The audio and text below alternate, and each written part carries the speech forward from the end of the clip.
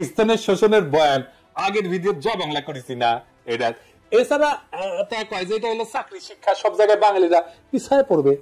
সবচেয়ে ভয়াবহ ব্যাপার যেটা হবে সেটা হইতেছে বাঙালিরা নাকি নিজেদের মাতৃভাষা ভুলে যাবে, সে ভাষায় কথা বলতে পারবে না, মায়ের কোলে বসে ছড়া শুনতে পারবে না। আর এই বয়ান নিয়ে বাঙ্গ প্রগতিশীলরা অনেকগুলো গান লিখেছে, তার মধ্যে অন্যতম বিখ্যাত গান হইতেছে ওরা আমার মুখের ভাষা কাইরা নিতে চায়, তারা কথায় কথায় শিকল পড়ায় নদের হাতে পায়। কি অদ্ভুত একটা গান। প্রত্যেক 21শে ফেব্রুয়ারিতে বিভিন্ন জায়গায় স্কুল কলেজে সাংস্কৃতিক প্রোগ্রামে গান বাজানো হয়। এই গান হইতেছে প্রগতিশীলদের কাছে অনেকটা সোহরাওয়ার্দী বডিগার্ডের 7ই মার্চের ভাষণের মতো। এই গান না বাজাইলে তাদের চেতনা পরিপূর্ণ হয় না। এবার আসেন এই গান আমরা বিশ্লেষণ করি, একে একে চোখে আঙুল দিয়ে দেখাই দিই, পুরা বাংলা বয়ানকে জয় বাংলা করবো আজকে ইনশাল্লাহ। সবার প্রথমে যে কথা উঠে আসে সেটা হইলো ওরা আমার মুখের ভাষা কাইরা নিতে চায়। এটা তো সম্পূর্ণ মিথ্যা বানাওয়াটমূলক একটা অপপ্রচার। এখানে ওরা বলতে পশ্চিমা শাসক গোষ্ঠী অথবা পাঞ্জাবিদেরকে বোঝানো হয়েছে, তাই না? প্রথম পয়েন্ট হইতেছে কায়েদ আজম জিন্নাহ যে ঘোষণা দিয়েছিলেন সেটা হইতেছে পাকিস্তানের সংবিধানে অফিসিয়াল ভাষা বা স্টেট ল্যাঙ্গুয়েজ কি হবে, রাষ্ট্রভাষা কি হবে, রাষ্ট্রভাষা কি হবে। কারো মাতৃভাষা নিয়ে সে ভাষণে কোনো আলোচনা হয় নাই, তাই না? মাতৃভাষার অফিসিয়াল ল্যাঙ্গুয়েজ দুটো ভিন্ন জিনিস। জিন্নাহ এবং পাকিস্তানের আবির্ভাবে মুখ্য ভূমিকা পালনকারী দল মুসলিম লীগ উর্দুকে পাকিস্তানের অফিসিয়াল ল্যাঙ্গুয়েজ, স্টেট ল্যাঙ্গুয়েজ আর আন্তঃপ্রদেশ যোগাযোগকারী ভাষা যেটাকে ইংরেজিতে লিঙ্গুয়া ফ্রাঙ্কা বলে সেটা করার সিদ্ধান্ত নিয়েছিল। এবং এই সিদ্ধান্ত যখন না হয়েছিল তখন মুসলিম লীগ করে শেখ মুজিব নিজেও। কেন উর্দুকে লিঙ্গুয়া ফ্রাঙ্কা আর অফিসিয়াল ল্যাঙ্গুয়েজ করার সিদ্ধান্ত নেয় সে আলাপে পরে আসতেছি। তবে আগে দেখি অফিসিয়াল বা স্টেট ল্যাঙ্গুয়েজ কি। অফিসিয়াল ল্যাঙ্গুয়েজ হলো একটা রাষ্ট্রের সরকারি দপ্তরে আদালতে যে নথিপত্র, কাগজ, রাষ্ট্রীয় আর্কাইভ, চিঠি লেখা আর সংরক্ষণ করা হয় সেইটাকে রাষ্ট্রের অফিসিয়াল বা স্টেট ল্যাঙ্গুয়েজ বলে। আর লিঙ্গুয়া ফ্রাঙ্কা কাকে বলে? লিঙ্গুয়া ফ্রাঙ্কা হইতেছে দেশের বিভিন্ন ভাষাভাষী মানুষের মধ্যে যোগাযোগের কমন মাধ্যম বা মিডিয়াম। একটা দেশে বিভিন্ন ভাষার মানুষ বাস করতে পারে, যেমন ধরেন সোভিয়েত ইউনিয়ন বহু জাতি বাস করত, Russian, Ukrainian, Georgian, Armenian, Kazakh, Tajik, Bashkir, Turkmen, Latvian, এরকম 15টা ভাষা গোষ্ঠী ছিল, বড় বড় ভাষা গোষ্ঠী। প্রত্যেকটা এখন আলাদা আলাদা দেশে হয়ে গেছে এবং আরো শত শত ক্ষুদ্র ভাষা গোষ্ঠীর মানুষ ছিল সোভিয়েত ইউনিয়ন। এদের মধ্যে লিঙ্গুয়া ফ্রাঙ্কা ছিল রাশিয়ান, আর সোভিয়েত ইউনিয়নের অফিসিয়াল ভাষাও ছিল রাশিয়ান। তো বাঙ্গ প্রগতিশীলদের ভারত মাতা এক গাদা জাতিগোষ্ঠী আছে না, তো ভারত মাতার ব্যাপারে আসতেছি। কারণ আসল কথা হইতেছে অফিসিয়াল ল্যাঙ্গুয়েজের সাথে নিজের মাতৃভাষা একটা এলাকার কথ্য ভাষা বিলুপ্ত হয়ে যাওয়ার কোন সম্পর্কই না, থাকতে পারে না। এটা খুব অদ্ভুত এবং স্থূল একটা, নিতান্তই হাস্যকর। কিরকম হাস্যকর দেখবেন, আমাকে বাংলাদেশের উদাহরণ দিয়ে শুরু করি।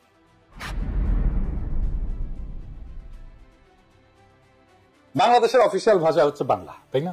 আমরা তো সবাই জানি রাষ্ট্রভাষা বাংলা। তো বাংলাদেশে অন্য ভাষাভাষী জনগোষ্ঠী আছে, যেমন সিলেটি আছে, সাতগাই আছে, চাকমা আছে, গারো আছে, শয়তান আছে, অনেক আছে, তাই না? আমি চাকমা গারোদের উদাহরণে আজকে যাবো না। সিলেটি আর সাতগাই এই ধর এই দুই ভাষা বাংলা থেকে সম্পূর্ণ আলাদা ভাষা। তাদের প্রায় সম্পূর্ণ ইউনিক ভোকাবুলারি আছে, শব্দ ভান্ডার আছে যেটা অন্য কেউ বুঝে না। এমনকি সিলেটি ভাষা তার নিজস্ব বর্ণমালা আছে যেটাকে সিলেটি নাগরী বলে। একজন সাধারণ বাংলাভাষী মানুষের পক্ষে সিলেটি বা তাটগাইয়া ভাষা বোঝা অসম্ভব, কারণ তাদের ভোকাবুলারি বা শব্দকোষ প্রায় সম্পূর্ণ ভিন্ন। ঠান্ডা মাথায় ভেবে দেখেন তো, বাংলাকে অফিসিয়াল ভাষা করার ফলে কি সিলেটি বা চিটাগাং এর মানুষকে তাদের কথ্য ভাষা বা মাতৃভাষা ভুলে গেছে? যায় নাই। কেন যাবে? আশ্চর্য কথা। এটা তো কত উদ্ভট একটা দাবি, সেটা কল্পনা করলেও হাসি লাগে। বাঙ্গ প্রগতিশীলদের দাবি যে ওরা আমার মুখের ভাষা কাইরা নিতে চায়, এটা সম্পূর্ণ গাঁজাখুরি একটা দাবি। এখন যদি চিটাগাং বা সিলেটের ভাইয়েরা যদি বলে ওরা আমার মুখের ভাষা কাইরা নিতে চায়, তাহলে বাঙ্গ প্রগতিশীলরা কই যাবে? বাঙ্গ প্রগতিশীলরা আরো বলে যে পাঞ্জাবি ইরানকে আমাদেরকে শোষণ করার জন্য উর্দু আমাদের উপরে চাপাই দিতে চেয়েছিল। হায় রে দুনিয়া! বাঙ্গ প্রগতিশীলদের আইকিউ আর সাধারণ জ্ঞান অনেক কম হয়, এটা আমরা সবাই জানি। শিক্ষা দীক্ষাতেও তারা সাধারণত লাড্ডা গোড্ডা হয় আর কি, লেখাপড়া কম করে, শেষ করতে পারে না বেশিরভাগ ক্ষেত্রে। তো যাই হোক, তাই বলে এত কম হয় এটা কল্পনা ঠিক। আজকে এক ভদ্রলোকের সঙ্গে কথা হইতেছিল, উনি লন্ডনে থাকেন। তোমারে কইলাম যে এই বাঙ্গ প্রগতিশীলদের এত পাত্তা দেন, বলেন তো দুনিয়ার কোন দেশে, বড় শহরে, কোন শহরে একজন সকল বাঙ্গ প্রগতিশীল, একজন সাকসেসফুল প্রফেশনাল, ভালো চাকরি বাকরি করে, প্রফেশনাল এক্সট্রিমলি সাকসেসফুল, সমাজের মানুষ তাকে চেনে, নোটিস করে, মানে সমাজে তার প্রভাব আছে? নাই। দুনিয়ার যে কোনো বড় শহরে, ধরেন London, Paris, new York, Geneva, Sydney, কোথাও পাবেন না। বাম সেকুলার আওয়ামী লীগ এগুলো কোথাও পাবেন না। আহমদের দল এটাই জানে না যে পাঞ্জাবিদের নিজেদের মাতৃভাষা বা কথ্য ভাষা উর্দু না, তাদের কথ্য ভাষা হচ্ছে পাঞ্জাবি। পাঞ্জাবি ভাষা হিন্দুস্তানি বা উর্দু থেকে সম্পূর্ণ আলাদা একটা ভাষা। শুনেন, चानन काट रहा सी हनेरे दी आमद दे निशान प्रगट हो रहे सी ते कहंदे लोकां च हाहाकार। এটা হইতেছে পাঞ্জাবি। কি বুঝতে পারলেন যে এটা যে উর্দু না, এটা যে হিন্দি না, শুধু তাই না, পাকিস্তানের সীমান্ত প্রদেশের পশতুনদের মাতৃভাষা হচ্ছে পশতু, সিন্ধুর ভাষা সিন্ধি, বেলুচিস্তানের ভাষা বালুচ। এই সমস্ত প্রত্যেকটা ভাষা আলাদা আলাদা। কেউ কি নিজেদের ভাষা ভুলে গেছে? উর্দুকে অফিসিয়াল ল্যাঙ্গুয়েজ করা বলে কারো কি ভাষা কায়দা না হয়েছে? পুরো দাবিটা এত বোগাস, এটাকে যে লজিক দিয়া যুক্তি দিয়া ভ্রান্ত প্রমাণ করা লাগতেছে সেটা ভাবতে অবাক হবে। ধরে নিলাম পাঞ্জাবিরা আমাদের শোষণ করতে চায়, তাহলে তো তারা পাঞ্জাবিকে রাষ্ট্রভাষা করার ঘোষণা দিত, উর্দুকে না, তাই না?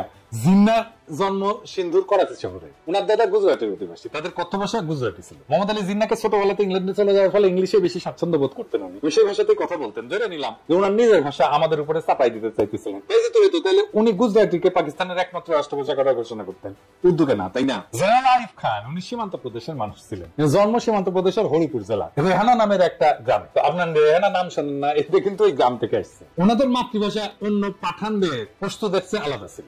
ওনার মাতৃভাষা ছিল হিন্দু, ইয়াহিয়া খান ছিলেন হিজিলবাস, এনার মাতৃভাষা ছিল ফার্সি বা যেটা ইরানের ভাষা। পাকিস্তানে আইয়ুব খানের পর সেনাপ্রধান ছিলেন মুসা খান, উনি ছিলেন হাজারা সম্প্রদায়ের লোক, ওনার ভাষা ছিল হাজারা। মোহাম্মদ আলী জিন্নাহ, আইয়ুব খান, মুসা খান, ইয়াহিয়া খান এরা সবাই মাইনরিটি জাতির সদস্য ছিল, মানে মুসলমান পাকিস্তানেরও মাইনরিটি জাতির সদস্য। জুলফিকার আলী ভুট্টো ছিলেন সিন্ধু প্রদেশের লারকানার মানুষ, আর মাতৃভাষা ছিল সিন্ধি। কেউই বাঙ্গুদের কল্পিত পাঞ্জাবি শোষক ছিলেন না। আমি একটা জিনিস বুঝি না, বাঙ্গুরা সব জায়গায় তো পাঞ্জাবি শোষক কই থেকে পায়? আরে সামারগিরি করে ভুয়া বয়ান বানাবু, জাইনা সিনা গোজা মিল দিয়া বানা, এর গোজা দেয় কিন্তু মিলে না। এরপর আবার বালসুনের মতো লেজে গবরে একখান বয়ান বানায়, জাতিকে সেটা গিলায় আজীবন তাদের অন্ধ করে রাখার স্বপ্ন দেখি। 47 থেকে 71 পর্যন্ত পাকিস্তানের যতগুলো প্রধান বিচারপতি ছিল, একজনের মাতৃভাষা উর্দু ছিল না। 5 জন ছিল মোট, এর মধ্যে 2 জন ছিল বাঙালি। তাদের নাম বলি, মিয়া আব্দুল রশিদ পাঞ্জাবি ছিল, মোহাম্মদ মনির পাঠান ছিল, এআর কর্নেলিয়াস উনি অ্যাংলো ইন্ডিয়ান ছিলেন, ফজল আকবর বাঙালি ছিলেন, হামিদুর রহমান বাঙালি ছিলেন। বিভিন্ন গুরুত্বপূর্ণ ব্যক্তিদের মধ্যে কালে ভদ্রে 2-1টা পাঞ্জাবি নাম পাওয়া যায়, কিন্তু সবাই বিভিন্ন জাতের মানুষ, অনেকেই মাইনরিটি জাতের মানুষ। এদের কারো তো কোনো সমস্যা হইল না উর্দুকে অফিসিয়াল ল্যাঙ্গুয়েজ করার ফলে, কিন্তু বোগাস দাবি তুলল না ওরা আমার মুখের ভাষা কাইরা নিতে চায়। এদের কারো তো চাকরি বাকরি পাইতে, শিক্ষিত হইতে, রাজনীতি করতে কোনো অসুবিধা হয় নাই। যত অসুবিধা বাঙ্গু প্রগতিশীলদের, বাঙ্গু প্রগতিশীলরা কত বড় সামারের সামার, বাটপারের বাটপার, সেটা দেখতে পারবেন।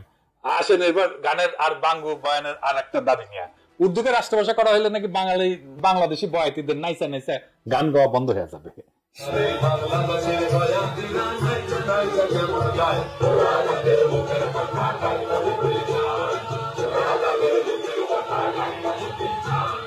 শুধু তাই না, সুরজদীপ বডিগার্ড তার বইতে কি লিখেছে, গায়ক আব্বাস উদ্দিন তারে কি কয় দেখেন। উনি লিখেছেন, তিনি সন্ধ্যা চলে যাওয়ার পর গানের আসর বসলো। আব্বাস উদ্দিন সাহেব, সোহরাব হোসেন ও বেদার উদ্দিন সাহেব গান গাইলেন, অধিক রাত পর্যন্ত আসর চললো। আব্বাস উদ্দিন সাহেব এবং আমরা রাতে রফিক সাহেবের বাড়িতে রইলাম। রফিক সাহেবের ভাইরাও সকলে ভালো গায়ক, হাসনাত বরকত ভালো গানই গাইতো, এরা আমার ছোট ভাইয়ের মতো ছিল, আমার সাথে জেলও খাটিছে। পরের দিন নৌকায় আমরা রওনা করলাম আশুগঞ্জ স্টেশনের স্ট্যান্ড ধরতে। পথে গান চললো, নদীতে বসে আব্বাস উদ্দিন সাহেবের ভাটিয়ালি গান, তাদের নিজের গলা না শুনলে জীবনের একটা দিক অপূর্ণ থেকে যেত। তিনি যখন আস্তে আস্তে গাইতেছিলেন তখন মনে হচ্ছিল নদীর ঢেউগুলো যেন তার গান শুনতেছে। তারই শিষ্য সোহরাব হোসেন এবং বেদার উদ্দিন তার নাম কিছুটা রেখেছিলেন। আমি আব্বাস উদ্দিন সাহেবের একজন ভক্ত হয়ে পড়েছিলাম। তিনি আমাকে বলছিলেন, মুজিব, বাংলা ভাষার বিরুদ্ধে বিরাট ষড়যন্ত্র চলতেছে, বাংলা রাষ্ট্রভাষা না হলে বাংলার কৃষ্টি সভ্যতা সব শেষ হয়ে যাবে। আজ যে গানকে তুমি ভালোবাসো এর মাধুর্য মর্যাদা নষ্ট হয়ে যাবে। যা কিছু হোক, বাংলাকে রাষ্ট্রভাষা করতেই হবে। আমি কথা দিয়েছিলাম এবং কথা রাখতে চেষ্টা করেছিলাম। কি আজগুবি এক দাবি, বাংলা অফিসিয়াল না হইলে নাকি বাংলার কৃষ্টি সভ্যতা সব শেষ হয়ে যাবে, গানের মাধুর্য মর্যাদা নাকি গোল্লায় যাবে। উজবুকের দল সম্পূর্ণ ডাহা মন গড়া এই সমস্ত দাবি তুলছে। 47-এর আগ পর্যন্ত ইংরেজ আমলে আমাদের অফিসিয়াল ভাষা কি ছিল? কি ছিল? ইংরেজি। হ্যাঁ, ইংরেজি। আবার করতেছি ইংরেজি। তখন কি ইংরেজি আমলে বাংলার বয়াতিরা নাইসা নাইসা গান গাওয়া ভুলে গেছিল? 200 বছরের বেশি তো শাসন করেছিল, তাই না? তো এই 200 বছরে কি গান গাওয়া ভুলে গেছিল? ইংরেজ আমলে বয়াতিরা নাইসা নাইসা গান করে নাই? তখন কি আব্বাস উদ্দিনের বয়ান মতে বাংলার কৃষ্টি সভ্যতা সব শেষ হয়ে গেছিল? তখন কি বাংলা গানের মাধুর্য মর্যাদা গোল্লায় গেছিল? বাংলা সাহিত্য সবচেয়ে বেশি প্রসার লাভ করেছিল কখন? ইংরেজ আমলে। বাংলা ভাষার সৃষ্টি হয়েছে ইংরেজ আমলে। আধুনিক বাংলা ভাষা যেটা আমরা বলি, বিশেষ করে বাংলা গদ্য সাহিত্য সৃষ্টি হয়েছে ইংরেজ আমলে। গদ্য সাহিত্যের যে প্রসার ঘটছে তার সিংহভাগ ইংরেজ আমলে। বিভিন্ন বাংলা পত্র পত্রিকা, মাসিক সাহিত্য পত্রিকা সব ইংরেজ আমলে শুরু হয়েছিল। 1800 সালে কলকাতাতে ইংরেজদের ফোর্ট উইলিয়াম কলেজ প্রতিষ্ঠার পরে বাংলা সাহিত্য সৃষ্টি এবং প্রসার লাভ করা শুরু করে। বাংলা সাহিত্য এবং কালচার যারা সৃষ্টি এবং ডিফাইন করছে, রাজা রামমোহন রায়, ঈশ্বরচন্দ্র বিশ্বাস, মাইকেল মধুসূদন দত্ত, বঙ্কিম, শরৎ, রবীন্দ্রনাথ, নবীন চন্দ্র সেন, সবকটা ইংরেজ আমলের মানুষ। ইংরেজ আমলে ইংরেজি অফিসিয়াল ভাষা নিয়ে তাদের তো বাংলা সাহিত্য চর্চার বিকাশে কোনো বাধা সৃষ্টি হয় নাই। আর 47 সালে পাকিস্তান তৈরির পর আব্বাস উদ্দিন, আব্দুল লতিফ, এটা হচ্ছে তোমার 14 জায়গায় উঠলো। 47-এর আগে আব্বাস উদ্দিন লতিফের গান করে নাই, ওদের কাছে গানের মাধুর্য তখন গোল্লায় যায় নাই। পাকিস্তান উর্দুকে অফিসিয়াল ভাষা করতে গেল, চেতনা জায়গায় উঠলো। উর্দুর ইতিহাস নিয়ে একটু পরে আসতেছি। এদের দাবি যে কত শয়তানি আর ষড়যন্ত্রে ভরা, সেটা আস্তে আস্তে টের পাবেন। মুঘল আমলে মুঘলদের রাজ দরবার এবং সুবা এবং প্রদেশগুলোতে অফিসিয়াল ভাষা ছিল ফার্সি। মুঘলদের যাবতীয় ডকুমেন্ট, পরোয়ানা, ইতিহাস সবকিছুই ফার্সিতে রচিত হইত। সিরাজউদ্দৌলা, আলিবর্দী, মুর্শিদ কুলি খান, এদের আমলে যাবতীয় হুকুম, পরোয়ানা ফার্সি শিকস্তা স্টাইলে লেখা হইতো। এই যে দেখেন, এটা শিকস্তা ক্যালিগ্রাফি স্ক্রিপ্টের একটা উদাহরণ। পলাশির যুদ্ধের পর ইংরেজরা প্রথম 80 বছর, মানে 1757 থেকে শুরু করে 1837 সাল পর্যন্ত মুঘলদের ফার্সিকে অফিসিয়াল ভাষা হিসেবে বহাল রাখে। সেই সময় তাদের যাবতীয় অফিসিয়াল ডকুমেন্ট, খাজনার হিসাব ইত্যাদি ফার্সিতেই লেখা হইতো। ইংরেজ সাহেবদের বিভিন্ন চিঠি, আদেশ, পরোয়ানা ইত্যাদি তাদের দেশীয় সেক্রেটারিরা ফার্সিতে লেখা কম্পোজ করে দিত। এই সেক্রেটারিদেরকে বলা হইতো মুন্সি। মুন্সি, হ্যাঁ, প্রচুর হিন্দু ইংরেজি এবং ফার্সি ভাষা শিখে এই মুন্সির কাজ করত। তাদের টাইটেল ছিল মুন্সি।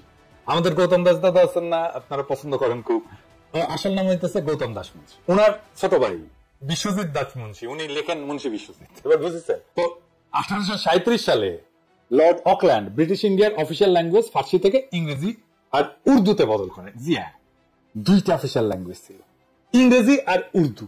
ইংরেজ আমলে 1837 সাল থেকে ব্রিটিশ ভারতে ইংরেজির পাশাপাশি উর্দু ছিল অফিসিয়াল ভাষা। 47 সাল পর্যন্ত এই সিস্টেম বহাল থাকে।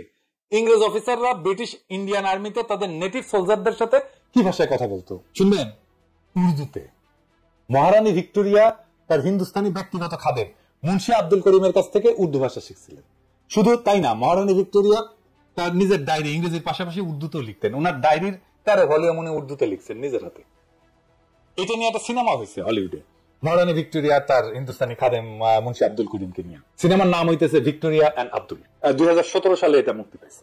তো মহারানী ভিক্টোরিয়ার চরিত্রে অভিনয় করছেন জুডি ভেন্স, আর আলী ফজল অভিনয় করছে আব্দুল করিম চরিত্রে। কাজেই ইংরেজ আমলে 47 পর্যন্ত রবীন্দ্রনাথ, শরৎ, বঙ্কিম, ঈশ্বরচন্দ্র এরা সাহিত্য চর্চা করতে পারবে, কাব্য রচনা করতে পারবে, মাসিক পত্রিকা ব্যয় করতে পারবে, বাংলাদেশের বয়াতিরা নাইচা নাইচা গান গাইতে পারবে, তাতে কোনো অসঙ্গতি নাই। কিন্তু 47 সালে পাকিস্তান হওয়ার পর পাকিস্তানের অফিসিয়াল ভাষা উর্দু করতে গেলে বাংলা প্রগতিশীলদের পাশায় আগুন ধরে। এবার গানের অন্য অংশে আসে।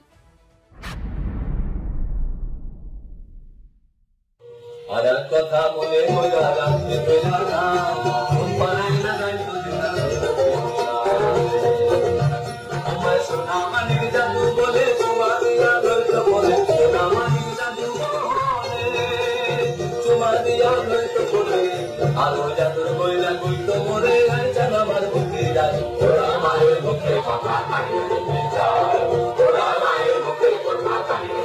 আচ্ছা বলেন, অফিসিয়াল ভাষার সাথে দুঃখিনী মায়ের তার সন্তানকে সোনা মানিক জাদু বলে সুমা দিয়া লইতো কোলে, আয়সান আমার বুকে, আয়ের সম্পর্ক কি?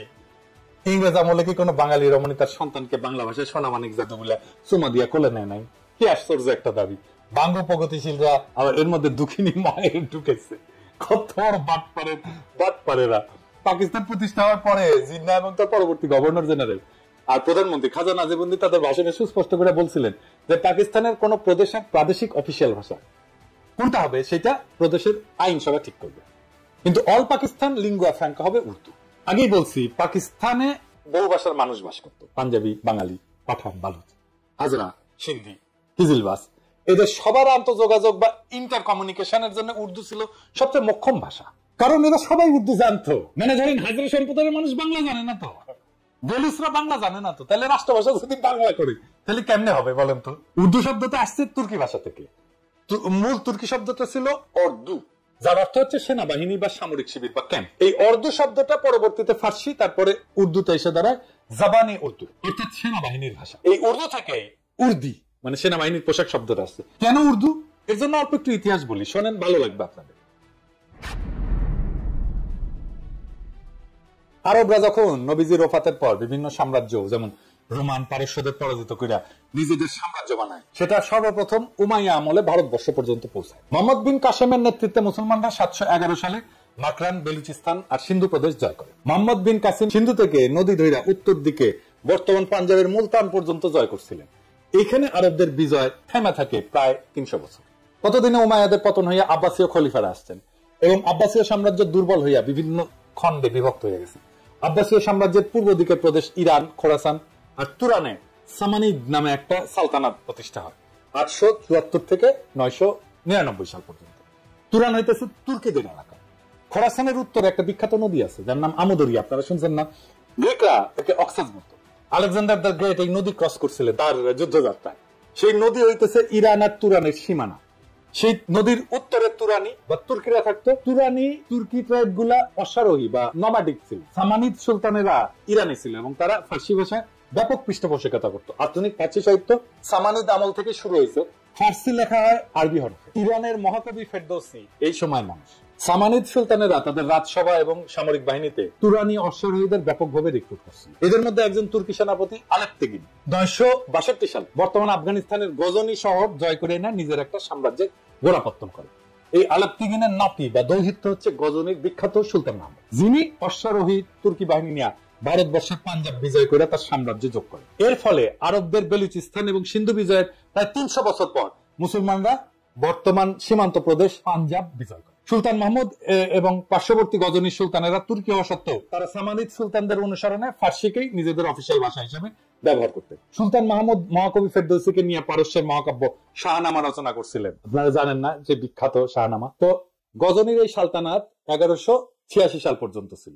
1186 সাল পর্যন্ত আফগানিস্তানের ঘুর শহরে তুর্কিক সেনাপতি মুইজুদ্দিন মোহাম্মদ ঘুরি গজনীর সালতানাতকে বিজয় করে যোগ করেন নিজের সাম্রাজ্যে। এরপর উনি 1192 সালে দিল্লির কাছে নিজের বর্ম আচ্ছাদিত ঘোড়সওয়ার হেভি ক্যাভারলি এই তুর্কি বাহিনী নিয়ে তরাইনের যুদ্ধে রাজপুত রাজা পৃথ্বীরাজ চৌহানকে পরাজিত করে ভারতবর্ষের মুসলমানদের প্রথম কেন্দ্র দিল্লি সালতানাত প্রতিষ্ঠা করেন।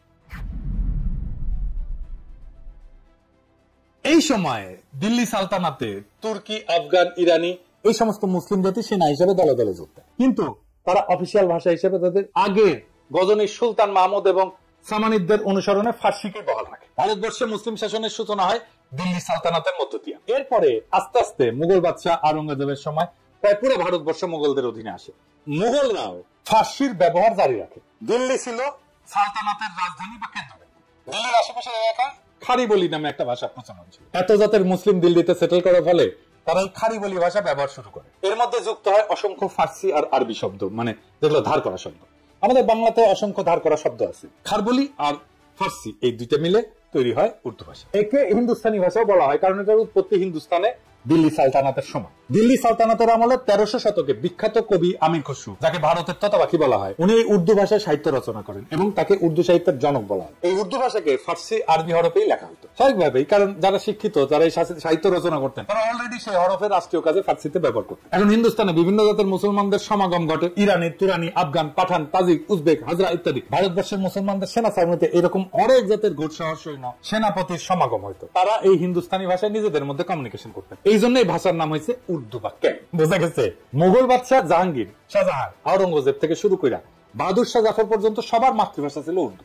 শেষ বাদশাহ বাহাদুর শাহ জাফর উর্দুতে একজন উৎকৃষ্ট কবিও ছিলেন। মুসলমানরা যখন ডেকান বা হিন্দুস্তানের দক্ষিণে নর্মদা নদীর বিন্ধ্য পর্বতমালার দক্ষিণে নিজেদের সালতানাত এক্সপ্যান্ড করে, সেই ডেকানেও মুসলমানরা লিঙ্গুয়া ফ্রাঙ্কা হিসেবে উর্দু ব্যবহার করে।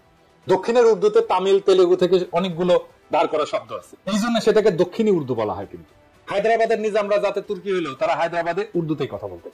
এমনকি হায়দার আলী আর টিপু সুলতান সুদূর দক্ষিণে মহীশূর রাজ্যের পত্তন করলেও সেখানেও মুসলমানরা লিঙ্গুয়া ফ্রাঙ্কা হিসেবে উর্দু ব্যবহার করতেন। যেমন ভারতের তেলেঙ্গানা রাজ্য, ডেকান বা দাক্ষিণাত্যের একটা রাজ্য, ডেকানের হিন্দুদের ভাষা উত্তর ভারত থেকে আলাদা। দক্ষিণ ভারতের হিন্দুরা উত্তর ভারতের হিন্দিতে কথা বলতে চায় না। তেলেঙ্গানার মূল আঞ্চলিক ভাষা তেলেগু। সেই তেলেঙ্গানার মুসলমানরাও উর্দুকে নিজেদের লিঙ্গুয়া ফ্রাঙ্কা হিসেবে ব্যবহার করে। এই যে দেখেন, তেলেঙ্গানার রাজধানী শহর হায়দ্রাবাদের এমপি আসাদুদ্দিন ওয়াইসি উর্দুতে বলা কথা আর ভাষা। तरीके से उसको तरतीब दी गई कि अक्सरती तबके के लोग जीत जाएं और मुस्लिम अकलियत के लोग कामयाब होने में बड़ी मुश्किलात पेश आए। इसीलिए 2007 में सच्चर कमेटी ने कहा था, सिफारिशात में कहा कि अब जब हदबंदी होगी तो माकूल तरीके से बनाया जाए ताकि मुसलमान पार्लियामेंट और असेंबली के इलेक्शन जीत सके। পুরা উপমহাদেশে পাঠান, পাঞ্জাবি, সিন্ধি, উত্তরপ্রদেশ, হায়দ্রাবাদ, কর্ণাটক, দক্ষিণী সব জাতের মুসলমান উর্দুকে লিঙ্গুয়া ফ্রাঙ্কা হিসেবে ব্যবহার করে। কারো কারোর মধ্যে কোনো কুরকুরানি কিন্তু হয় নাই। এক বিচিত্র উদ্ভট কারণে আওয়ামী ভারতীয় প্রোপাগান্ডায় বিশাল উপমহাদেশের বিভিন্ন জাতের মুসলমানদের মধ্যে শুধু পূর্ব বাংলার বাঙালিদেরকে উর্দুতে ঘৃণা করা শিখাইতে সক্ষম হয়েছে। কিন্তু হিন্দু আর্যদের সংস্কৃত ভাষা থেকে শব্দ নিয়ে উর্দু ভাষাকে হিন্দিতে রূপান্তর করার পর সেই হিন্দিকে আবার এইসব বাঙ্গ প্রগতিশীলদের কাছে জনপ্রিয় করছে। এই দেখেন আমাদের ট্যাঙ্ক ডান্সার আজকাল পুলিশের ভ্যানে লাঠি গুতা খাওয়া আসন্ন লগিনো ট্যাঙ্কে করে হিন্দি করছে। শুনে सन का मुक्ति युद्ध में पाकिस्तान हमका विरुद्ध था एवं पाकिस्तान में हमका साथ लड़ाई किया था।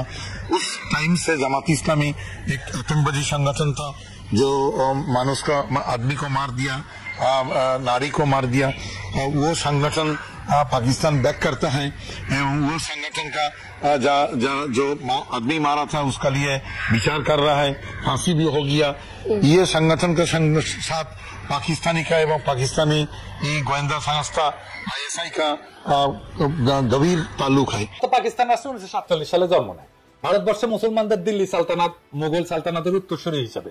স্বাভাবিকভাবেই মুসলিম সালতানাতের হেরিটেজ হিসেবে উর্দুকে পাকিস্তানের বহু ভাষাভাষী মানুষের মধ্যে লিঙ্গুয়া ফ্রাঙ্কা আর অফিসিয়াল ল্যাঙ্গুয়েজ হিসেবে নির্ধারণ করা হবে। এটা খুব স্বাভাবিক। ভারতবর্ষে মুসলমানদের সালতানাতের ইতিহাসের সাথে যারা পরিচিত তাদের কাছে এটাই ন্যাচারাল।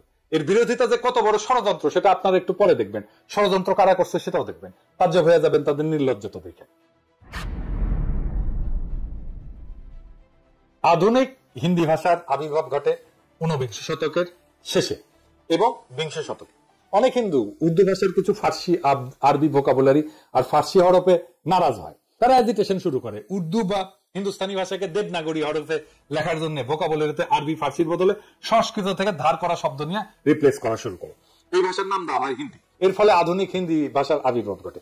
হিন্দু ভারতে শুধুমাত্র হিন্দিকে এই লিঙ্গুয়া ফ্রাঙ্কা বা অনলি ন্যাশনাল ল্যাঙ্গুয়েজ হিসেবে কেন্দ্রে অফিসিয়াল ল্যাঙ্গুয়েজ হিসেবে গণ্য করা হয়। ভারতের রাজ্য পর্যায়ে বিভিন্ন ভাষা ওই রাজ্যে অফিসিয়াল কাজে ব্যবহার করা হয়। পাকিস্তানে যে প্রস্তাব জিন্না করছিল এবং খাজা নাজিমুদ্দিন উভয় দিছিলেন, আগেই বলছি আপনাদেরকে, এটা আমার কথা না, এক এক করে আপনাদের রেফারেন্স দেখাচ্ছি। ভারতের সংবিধানে আর্টিকেল 343 দেখেন, স্পষ্ট ভাষায় লেখা আছে official language of the union shall be Hindi in Devanagari script. সাথে কিছুদিনের জন্য ইংরেজিকে রাখছে যতদিন না মানুষ হিন্দি শেখে। সারা ভারতে সেটা প্রচলিত হয়। এরপর ভারতের সুপ্রিম কোর্টের এই রায় দেখেন। ভারতের সুপ্রিম কোর্ট হিন্দিকে ন্যাশনাল ল্যাঙ্গুয়েজ হিসেবে রায় দিছে। রায় বলা আছে এইটা ইংরেজি যেহেতু কইছে ঠিকই কইছে, এটা বাংলায় করলে হয়। ভারত অনেক রকম মানুষের দেশ, এখানে হিন্দি জাতীয় ভাষা। তাই আশা করা হয় যে যেসব সাক্ষীকে আবেদনকারী মানে উত্তরপ্রদেশের ট্রাইব্যুনালে নিয়ে আসবেন তারা হিন্দিতে কথা বলতে পারবেন এবং নিজেদের কথা বুঝিয়ে বলতে পারবেন। এরপর সংবিধানের 351 আর্টিকেল দেখেন, স্পষ্টভাবে লেখা আছে ভারতের কেন্দ্রের দায়িত্ব হচ্ছে হিন্দি ভাষার প্রসার ঘটানো, সাথে হিন্দি ভোকাবুলারি ক্রমান্বয়ে সংস্কৃত থেকে ধার করা শব্দ দিয়ে প্রতিস্থাপন করা। কই ভারতের পশ্চিমবঙ্গে তো বাঙালি বাস করে। বাংলা সাহিত্য কালচার সংস্কৃতি বলতে যা বুঝি সেটার গোড়াপত্তন তো ঘটে পশ্চিমবঙ্গের হিন্দু ভদ্রলোক ব্রাহ্মণ কায়স্থ বৈদ্য এদের হাতে। তারা একটা টু শব্দ পর্যন্ত করলো না যে ভারতে তাদের মুখের ভাষা কাইরা নিতে হইতেছে, তাদের দুঃখিনী মায়ের কি হবে, সোনা মানিক বলে আর বুকে টাইনা নিতে পারবে না। হিন্দিকে ভারতের কেন্দ্রে অফিসিয়াল ল্যাঙ্গুয়েজ করার ফলে কি তারা বাংলা ভুলে গেছে? এখনই কি আপনারা বুঝতেছেন না পূর্ব বাংলার কৃষিজীবী মুসলমানদের বলদ আর উজবুক পায়া কত বড় খেলা খেলছে ভারতীয় শহর আর তাদের দোসরেরা? এবার দেখেন আরো খেলা আপনাদের কিভাবে বলদা পাইয়া খেলছে, একটু দেখেন। বাঙ্গু প্রগতিশীলরা রবীন্দ্রনাথ কইতে কইতে অজ্ঞান হয়ে কাঠ হয়ে পড়ে যায়। এই যে কয়েকদিন আগে সঞ্জিতা খাতুন মারা গেল, তার লাশের পাশে রবীন্দ্রসঙ্গীত গাইলো, ভিডিও দেখেন।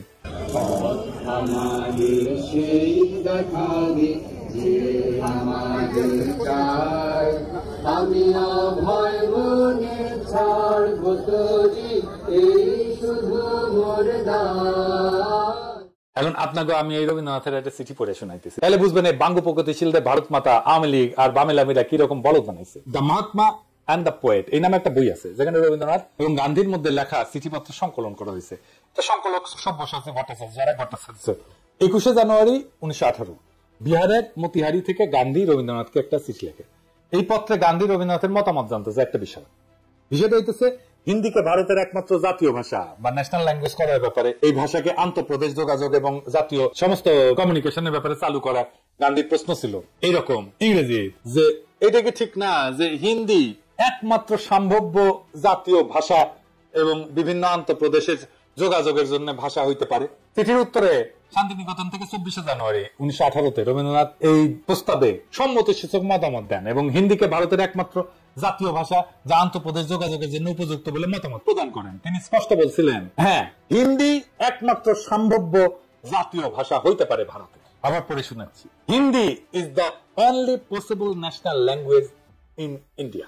তবে এও বলেন যেহেতু তাদের প্রজন্ম ইংরেজি শাসনের অধীনে বড় হয়েছে, ইংরেজি ভাষাতে নিজেদের মতামত আর্টিকুলেট করে হিন্দিকে সম্পূর্ণরূপে প্রচলন করতে আরেক জেনারেশন বড় হওয়া লাগবে। গান্ধী গুজরাটি, মাতৃভাষা গুজরাটি, এবং রবীন্দ্রনাথ বাঙালি, বিনা দ্বিধায় হিন্দিকে একমাত্র জাতীয় ভাষা হিসেবে মাইনে নিল। ভারত স্বাধীন হওয়ার পরে ভারতের সংবিধানেও হিন্দিকে একমাত্র অফিসিয়াল ভাষা হিসেবে ঢুকানো হইল এবং এর পাশে ইংরেজিকে রাখা হইল যতদিন নতুন প্রজন্ম হিন্দি না শিখে।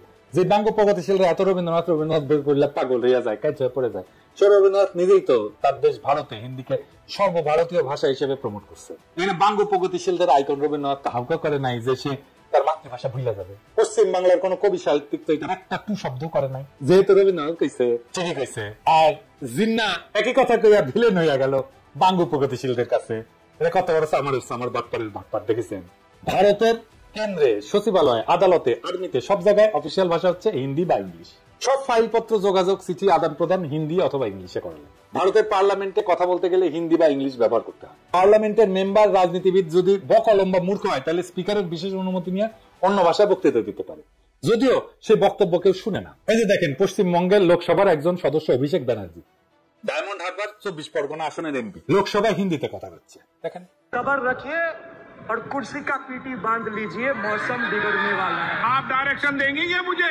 पश्चिम बंगाल के चीफ मिनिस्टर ममता बनर्जी सदन के सदस्य है नहीं है, तो उन्होंने क्यों टिप्पणी किया? বাঙ্গু প্রগতিশীলরা তো ভারত মাতা শুয়ে একাই, এরা কিন্তু ভারত মাতার বিরুদ্ধে একটা টু শব্দ করবে না। আপনাদের কি আসলে বিশ্বাস হয় যেই সব 7 জন্মের জাউরাজ, আওয়ামী লীগ, সিপিবি, বামপন্থী বুদ্ধিজীবী সাহিত্যিক যেমন শাহরিয়ার কবির, কমিউনিস্ট মুনির চৌধুরী যারা ভাষা আন্দোলন নিয়ে লাফাইছে, তারা কি এইটার জবাব দিতে পারবে যে যদি 47-এর দেশভাগ না হইয়া আমরা যদি অখণ্ড ভারতের অংশ হইতাম তাহলে কেন্দ্রে অফিসিয়াল ভাষা কি হইতো? হিন্দি হইতো তো, তাই না? তো তারা কি হিন্দি ব্যবহারের বিরুদ্ধে একটা টু শব্দ করতো? তারা তো তাদের গুরুদেব রবীন্দ্রনাথের আদেশ দেখে কাইট হয়ে পড়ে যেত। আসলে ওদের সবসময় উদ্দেশ্য ছিল ভারত মাতার এজেন্ডা বাস্তবায়ন করা।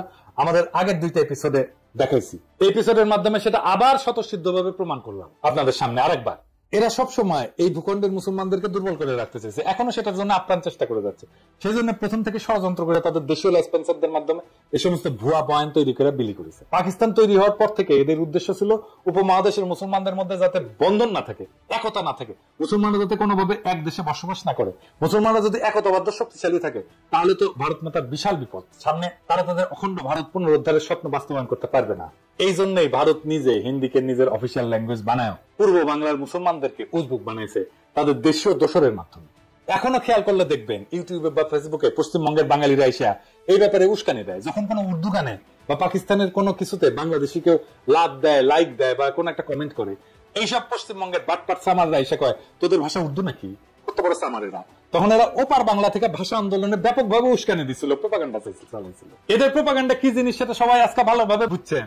দেখেন, আপনাদের মৌলিক যখন কেন্দ্রে যায়, মোদির সাক্ষাৎকার নেয়, তখন হিন্দিতে কথা কয়। मोदी जी रिपब्लिक बांग्ला में पहली बार बहुत बहुत स्वागत है। नमस्कार, बहुत बहुत शुक्रिया आपको मोदी जी। मोदी जी, ये जो पूरा जो माहौल है, हजारों में लोग यहाँ पे आए हैं, क्या कुछ नहीं हुआ? ये प्रोग्राम को बंद करने के लिए लोगों को रोका गया, 144, 144 इशू किया गया, बहुत सारे जगहों पे रोक नहीं पाए। ममता बनर्जी को मोदी से इतना डर क्यों है? পশ্চিমবঙ্গের হিন্দু বাঙালিদের কাছে এটা কিন্তু কোনো আপত্তির বিষয় না, কিন্তু মুসলমানরা উর্দু কইলে তাদের হোগা জ্বলে যায়, তাদের হোগা আগুন জ্বলে ওঠা দাউ দাউ। এইবার আসি ষড়যন্ত্রের অন্তিম পর্যায়ে।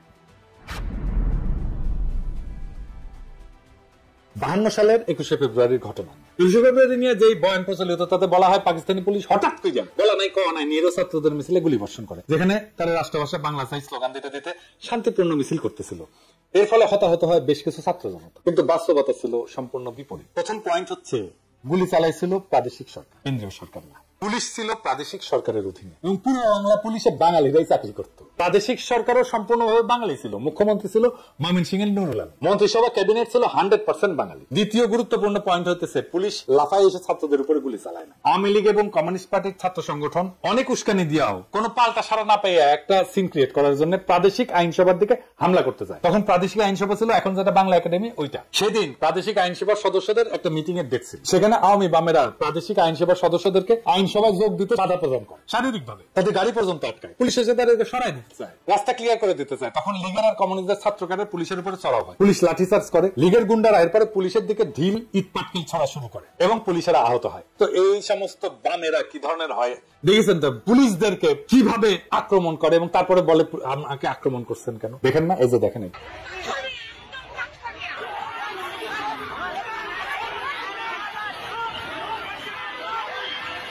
তখনকার পুলিশ তো আজকালকার মতো বডি আর্মার হেলমেট টেলমেট এগুলো ছিল না। পুলিশ খালি হাফ প্যান্ট পরতো, শার্ট আর একটা ক্যাপ পরে থাকে। এই অবস্থায় যদি ইট পুলিশের কপালে লাগে তাই তো মারাত্মক ব্যাপার। এই অবস্থা পুলিশ পরিস্থিতি নিয়ন্ত্রণে প্রথমে টিয়ার গ্যাস ছড়ে, এরপর পরিস্থিতি আরো অবনতি ঘটে, লীগ আর বামেরা আরো চড়াও হয়। এভাবে পরিস্থিতি অবনতি ঘটতে থাকলে পুলিশ সর্বশেষে গুলি চালায়। এই গোলাগুলিতে 4 থেকে 5 জনের মতো নিহত হয়। এই ঘটনা আসল বিবরণ প্রখ্যাত সাহিত্যিক সাংবাদিক সেই সময় সবচেয়ে বড় পত্রিকা দৈনিক আজাদের সম্পাদক আবুল কালাম শামসুদ্দিনের আত্মজীবনী অতীত দিনের স্মৃতিতে আছে। এই ঘটনাকে বিকৃত করে লীগ আর বামেরা কি অপপ্রচার চালাইছে সেটা আপনারা এখন কল্পনা করেন। আমি আবুল কালাম শামসুদ্দিনের বই থেকে একটু পড়ে শুনি। অবস্থা চরমে উঠল 1952 সালের 21 ফেব্রুয়ারি মোতাবেক 1357 সালের 8 ফাল্গুন তারিখে। সেদিন ঢাকার স্কুল কলেজগুলিতে হরতাল ঘোষণা করা হয়েছিল এবং এক বিরাট ছাত্র মিছিল আইন পরিষদ ভবনের সম্মুখে যাওয়ার চেষ্টা করেছিল 144 ধারার নিষেধাজ্ঞা অমান্য করে। শোনা যায় পরিষদের অধিবেশনে যোগদানের উদ্দেশ্যে গমনকারী কয়েকজন মোটরাহি পরিষদ সদস্যকে নাকি ছাত্র মিছিলের তরফ থেকে পথে আটকাবার চেষ্টা করা হয়েছে। এতেই গোলমাল পেকে ওঠে। পুলিশ বাধা দিতে চেষ্টা করে, ছাত্র মিছিলের উপরে পুলিশ নাকি লাঠিচার্জ করে এবং কিছু সংখ্যক বিক্ষোভকারীকে গ্রেপ্তারও করা হয়। ফলে উত্তেজনা আরো বৃদ্ধি পায় এবং জনতার পক্ষ থেকে নাকি পুলিশের উদ্দেশ্যে ঢিল ইত্যাদি ছোড়া হয়। ক্রমে অবস্থা একরূপ আয়ত্তের বাইরে চলে যায়। পুলিশ প্রথমে কাঁদুনে গ্যাস এবং পরে বেপরোয়া গুলি বর্ষণ শুরু করে। ফলে জনতার বেশ কিছু সংখ্যক লোক হতাহত হয়। হতাহতের সংখ্যা কি ছিল এবং তাদের মধ্যে ছাত্রই বা কতজন ছিল সে সম্পর্কে নানা ধরনের কথা শোনা গিয়েছিল। সঠিক হিসাব যে কারণেই হোক পাওয়া যায় না, পাওয়ার উপায় ছিল না। এই পুরো এপিসোড শোনার পরে এখন আপনারা ঠিক করেন, আপনারা কি ভারতীয় আধিপত্যবাদ নামের বৃক্ষের প্রথম শিকড় ছিল শহীদ মিনার, এটা বুঝতে পারছেন? আওয়ামী লীগের তৈরি করা হুজুগে আবেগ বাদ দিলে শহীদ মিনার এবং এই সংক্রান্ত পুরো ন্যারেটিভ হচ্ছে ভারতীয় চক্রান্তের কাছে আমাদের পরাজয়ের সর্বপ্রথম ঘটনা। এইটাকে সেলিব্রেট করা আর পলাশীর যুদ্ধের লড়াইয়ের বিজয়কে সেলিব্রেট করা একই কথা। প্রিয় দর্শক, এতক্ষণ যা শুনলেন তা শুধু ইতিহাস না, এটা একটা চেতনার ময়ূরপুচ্ছ ছিঁড়ে ফেলার রক্তাক্ত ঘোষণা করতো। বহুদিন ধরে আমরা ভাবছি 21 ফেব্রুয়ারি মানেই ভাষার জন্য আত্মাহুতি, কিন্তু কে লিখছিল সেই নাটকের চিত্রনাট্য, কে বসে বসে বানাইছিল সেই ট্র্যাজেডির আবহ? এটা কি মাতৃভাষার বিজয় ছিল, না এটা ছিল একটা সুচারু প্রতারণা?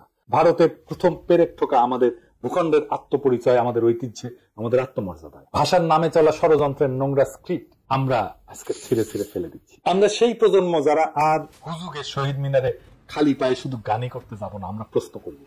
আমরা সেই প্রজন্ম যারা জানে রাষ্ট্রভাষা আর মাতৃভাষার পার্থক্য কোথায়।